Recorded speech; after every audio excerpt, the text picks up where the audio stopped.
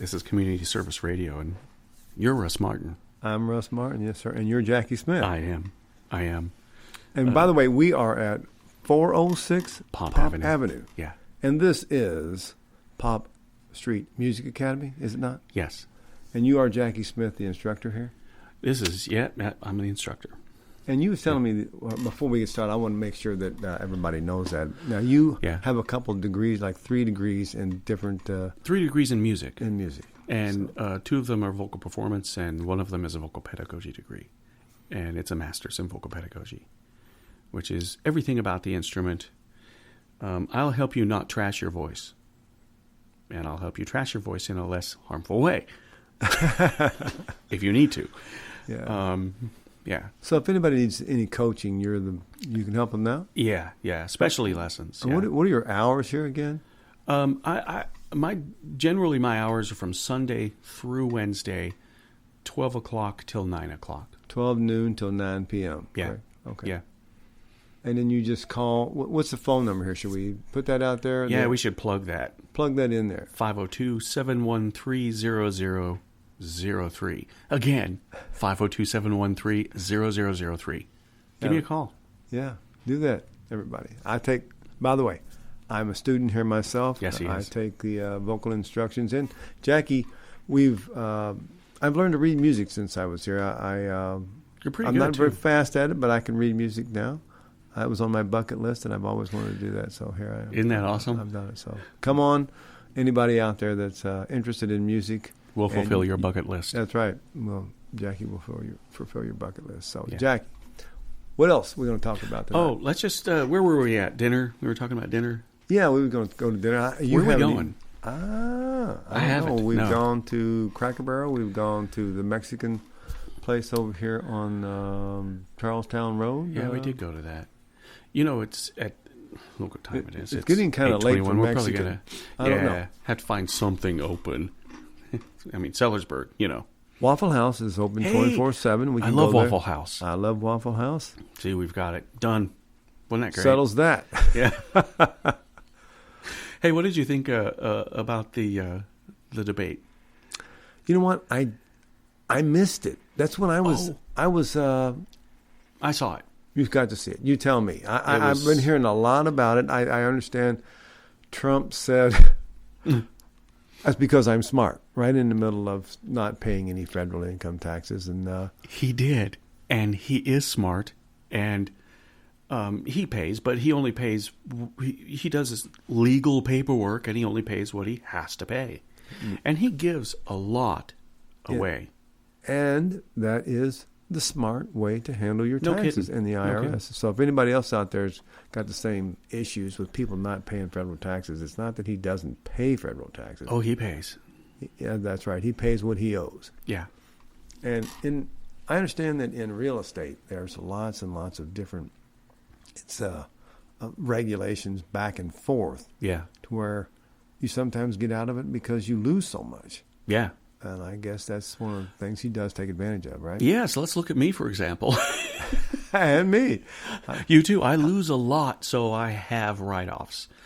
And, you know, even if a client misses a lesson, often I won't make that lesson up. I lost that money because they'll get that make good in another round. Well, with that said, can you not take that as a bad debt sort of thing? You know, it's a write-off. there? Yeah. It's just instead of getting so much money, I get that much less money that month. I would definitely talk to my accountant about that. Yeah, so how long have you been in business, Jackie, on your own? Oh, my.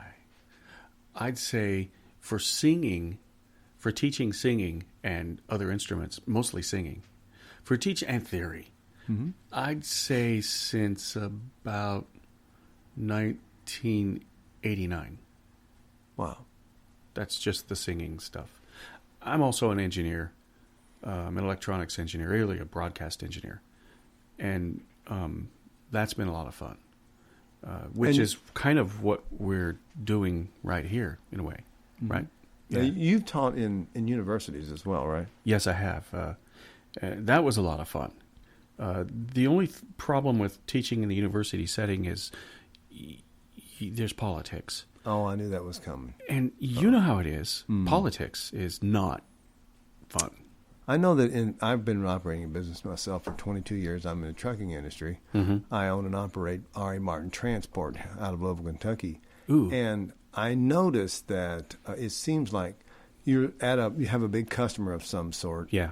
And after a while, politics begins to become a factor, and you lose your rapport with the new kids coming in. They don't know you. Right. And you could be working there for 10 years and done all this and that for everybody, just killed yourself, and these new guys get in there and they don't have Well, you know what I say to them? Yeah. Well, you know what? In their defense, big corporations switch them around so that they don't develop any kind of subjective relationships with people like I'm as a vendor for it, like JBS Swift. Sure. I'm a vendor for those guys, and they would have what they call load tenders. Yeah. And they would develop relationships with people, and they just don't seem like that they would. Cisco's the same way. Cisco Foods, I worked for those guys for about 10 years. Did very well. And then they centralized their dispatch, and I didn't know anybody in Houston, Texas. And so a couple of years later, I went from 15 to 25 loads a week to 2 or 3 loads a week. Oh, my. And I was a brokerage for the company. Yeah. And what that is I was a middleman between the shipper and the carrier, and turns out that some of my carriers ended up with my freight. Oh my, that's another one of those political. But the point was, it's a political thing, because I didn't know the people in Houston and they didn't know me, and so they didn't really care. Yeah. It wasn't anything off their. Politics definitely made me not want to stick with the university system. Mm-hmm. And I was working on my own anyway, so I let it go. Okay. And you can also live where you want to live if you open your own studio. So that would be a point that you would make to younger people coming up and wanting to do this business. This business, you're probably not going to be rich if you become a professional musician / teacher / this stuff that I'm doing, producer. But you can make it. You can make it quite well. I mean, but you have to work a lot, don't you? I mean, if you get a gig, you sing. You're a second shift worker. Mm-hmm. Yeah. And weekends. And some people are third shift workers. And holidays. Yes. Because you entertain a lot on holidays, no? Yeah, you do. And there's something where I've kind of stopped entertaining on Fridays and Saturdays. And as a result, you lose a lot of work. I can imagine. But I'll still go watch you sing. Yeah. Well, I didn't want to become. I wanted to get into music when I was younger, and I thought, no, you know what? I don't want to be an entertainer. I'd have to work weekends, and so I became a truck driver. Mm-hmm. And I worked months at a time, and so that was pretty stupid. You seem to like it. I don't have any choice. I've been in it now for 38 years, and I'm 61 years old, and I'm not going to change careers now. I mean, you're 61 years old, man. You look like you're about, I don't know. I know, right? 50. Yeah. I'm actually not kidding. You really look young. Yeah. Well, thank you. I always thought that I would, back when I was about 40, I'd be getting into the entertainment business by that time. And then all of a sudden I was 61 or 60. I'm going, oh, man, is it too late? No, and you're a phenomenal entertainer. We're going to have one of those nights, several of those nights. My 60th birthday, I guess. My 60th birthday party. I keep teasing my wife about that. Yeah. I'm 62 this coming November, and we never did have one. I was. So when are you going to retire?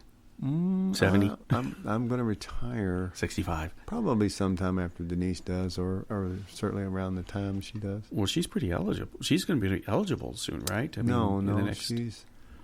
She's only 58. Oh, yeah. So you've got it in you. You can do that. She wants to wait until she's probably 62 or 63, I imagine. That's not bad.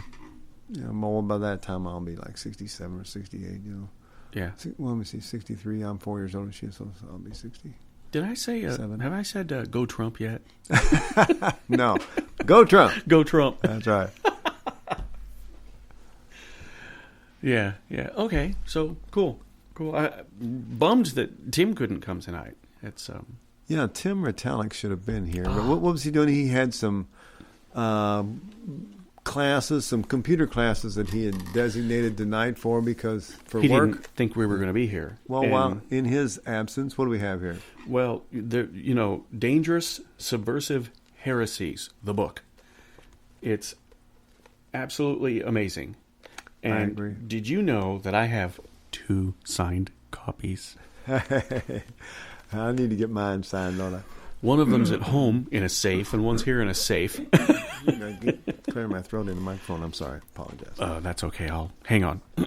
Is that okay? Does that make it better? Okay, go ahead. So, examinations of politics, religion, and sex guaranteed to irritate and aggravate both the left and the right. And I have to tell you, honestly, I wasn't aggravated. You was probably entertained. I was this was awesome. This book is a common sense book, is what it is. I agree. About many different subject matters. As a matter of fact, I'm on reading it for the second time. I'm back on it. I want to read it again. I just finished round 2. Oh, well, good. And good. This one, if this is the right one. It's a fun book to read. There's a new chapter in the newest one, too, by the way. Have you got... Let me take a look. Yeah. One thing that I noticed in the very first chapter of this, yeah. and maybe it's not the first chapter, maybe it's the, what is it called, the introduction. Yeah. And Tim gets into talking about your mojo. Yes. That is good. But, that's I thought funny. It was a great opening. I agree. But then, audience... He does go into, he says, all mojo aside, and he gets serious with the subject that he's talking about when it comes to mojo. And you'll find out what that is if you get the book. As a matter of fact, you can get the book at Amazon.com. That's all you have to go to. It's Dangerous, Subversive Heresies at Amazon.com. And I think the book, what does it run on there? Something? About $8. Or if you get the Kindle version, it's half that. So pretty decent. I have to say it's one of the better reads this year. I wouldn't be surprised. I'm not. If I read a book twice, that tells you something. If I read a book at all, and you read it, and you're on and I'm number reading 2. it twice. And something else I thought was entertaining was the Amazon version of it had some typos in it. My original version did, but you know what? Every device I download, when I get a new download, it's got the latest version, and all of a sudden those typos I was searching for, they're not there because, boy, I like to tease Tim. I would turn mine into a search. I would start searching. I didn't have a yellow highlighter with me when I was reading the book, but I wished I had. Yeah. Because I bet there was at least 20 typos in the first half of the book. Yeah, there were. Yeah, it was fun. There were. So it was fun. So get the book. Well, and find out for yourself. There's lots of great topics in it. I was reading it on Kindle, and so I couldn't circle the words. And I was like, wow, and I'd be out in a park somewhere reading the book, so I couldn't mark the typos out. Oh, I'll remember it. No. Yeah, right. I didn't. Before I stopped talking about this, some of the topics in the book, and it's just a bunch of common sense approach to a whole lot of topics. And just to give you an example, a couple of them are corporate greed. Yeah, it's beautiful. Minimum wage, truth and justice. There's a twist there. You'll enjoy that. Guns, freedom, global warming. Yeah. Overpopulation was an interesting one. You'll like that one. Spiritual, but not religious. Separation of church and state. Gay marriage. Yeah. Oh, that's a good one. Did you say guns yet? Sexual orientation. Pornography. Yeah, I know. It's all in there. The poor, and, of course, guns. Yeah. So, everybody, get out there and get you a copy of this. I guarantee you that you will be sorry when it ends. So, there you go. Oh, and guess what? We're out of time. Well, Jackie, this has been pretty fun. Pretty cool, man. Yeah. Peace, dude. I'll see you next time. Bye.